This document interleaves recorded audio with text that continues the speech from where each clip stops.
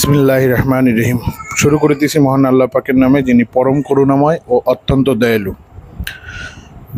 সুপ্রিয় দর্শক শ্রোতা, যে যেখান থেকে আমাদের আজকের ভিডিও দেখছেন বা শুনছেন, সবাইকে স্বাগত জানাচ্ছি জিরো ভলিউম ইউটিউব চ্যানেল পক্ষ থেকে।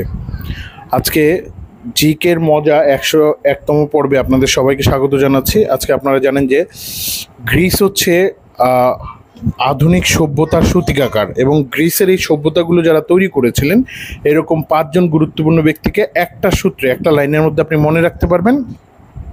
অবশ্য প্রত্যেককে নিয়ে আলাদা আলাদা পর্ব করা যায়, যেমন সক্রেটিসের কথা বলেন বা প্লেটোর কথা বলেন, অথবা অ্যারিস্টটলের কথা বলেন, অথবা আলেকজান্ডারের কথা বলেন, অথবা থিওফ্রাস্টাসের কথা বলেন।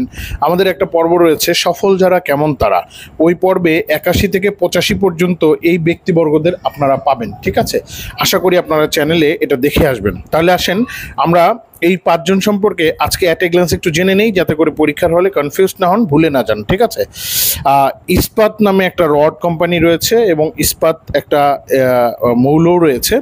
তো হচ্ছে আমরা আই এর জায়গায় এস দিয়েছি, এস পি ডাবল এ দিতে হবে, খেয়াল রাখবেন, ডাবল এ দিতে হবে টি, ইস্পাত। আবারও আমার সাথে উচ্চারণ করেন, ইস্পাত। আরেকবার উচ্চারণ করেন, ইস্পাত। কোনো কঠিন শব্দ 3 বার উচ্চারণ করলে এটা মাথায় ঢুকে যায়। ঠিক আছে, তাহলে ইস্পাতের প্রথম এস দিয়ে সক্রেটিস, পি দিয়ে প্লেটো, এ দিয়ে অ্যারিস্টটল, এ দিয়ে আলেকজান্ডার এবং টি দিয়ে থিওফ্রাস্টাস। অনেক জায়গায় এই 4টা আপনারা এক জায়গায় পাবেন, কিন্তু শেষের থিওফ্রাস্টাসটা পাবেন না, আমরা এটা যোগ করে দিয়েছি। তাহলে আসেন আমরা এক দুইটা তথ্য জেনে নিই প্রত্যেকের সম্পর্কে। প্রথমে সক্রেটিসকে হেমলক নামক বীজ পান করিয়ে হত্যা করা হয়েছে। ওনাকে পশ্চিমা দর্শনের জনক বলা হয়। আবারও বলছি, ওনাকে পশ্চিমা দর্শনের জনক বলা হয়।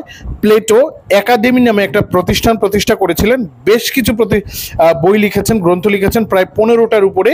এগুলো ওই পর্বে, পূর্ণাঙ্গ পর্বে পাবেন। আজকে যেই কয়টা গুরুত্বপূর্ণ সেগুলো বলছি, যেমন অ্যাপোলজি, রিপাবলিক, এরপর লস। এই 3টা বই খুব গুরুত্বপূর্ণ, বিভিন্ন পরীক্ষা আসে। দর্শন এবং আধুনিক আদর্শবাদের জনক হচ্ছে প্লেটো। এরপর আমরা অ্যারিস্টটলকে দেখি। অ্যারিস্টটল হচ্ছে প্রাণীবিজ্ঞানের জনক, লাইসিয়াম নামে একটা প্রতিষ্ঠা করেছিলেন। এরপর আমরা আলেকজান্ডারকে দেখি। আলেকজান্ডার হচ্ছে মহাবীর ছিলেন বা গ্রিক বীর ছিলেন, এবং মনে রাখবেন এরা প্রত্যেকেই গ্রিক, এবং জন্মসূত্রে এই 4 জন গ্রিক। থিওফ্রাস্টাস জন্মসূত্রে গ্রিক না, কিন্তু গ্রিকই সারাটা জীবন কাটিয়েছেন।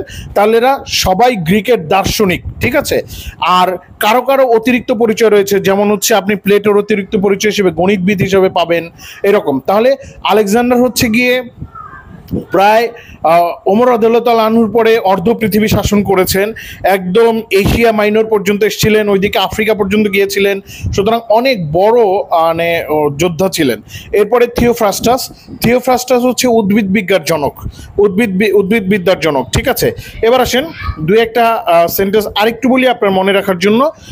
এরা প্লেটো বিশেষ করে সক্রেটিসের দ্বারা এতটাই অনুদিত ছিলেন, প্লেটোর যে কটা বই, প্রায় অর্ধেক বই কিন্তু সক্রেটিসকে উদ্দেশ্য করে লেখা। ঠিক আছে, যেমন অ্যাপোলজিটা লেখা হচ্ছে গিয়ে, সক্রেটিস হচ্ছে গিয়ে অ্যাথেন্সের হচ্ছে আদালতে যা অ্যাপোলজি করেছিলেন ওইটার উপরে লেখা। ঠিক আছে, তো হচ্ছে তাহলে আবার আমরা একটু সমাধান করি।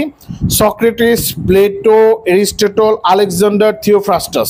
Socrates, Plato, Aristotle, Alexander, Theophrastus, এরা প্রত্যেকে অন বাই অন ক্রমান্বয়ে একজন আরেকজনের স্টুডেন্ট। ঠিক আছে, তো আশা করি আপনাদের এটা মনে থাকবে। আমাকে এতক্ষণ সময় দেওয়ার জন্য আপনাদের অসংখ্য ধন্যবাদ। দেখা হবে, কথা হবে। আপনারা যদি লাইক, কমেন্ট, শেয়ার, সাবস্ক্রাইব না করে থাকেন, জিরো ভলিউম পেজটা, আইডিটা, চ্যানেলটা লাইক, কমেন্ট, শেয়ার, সাবস্ক্রাইব করবেন। আশা করছি আপনাদের অনেক উপকার হবে। ধন্যবাদ। দেখা হবে, কথা হবে ইনশাল্লাহ পরের কোনো পর্বে। আসসালামু আলাইকুম।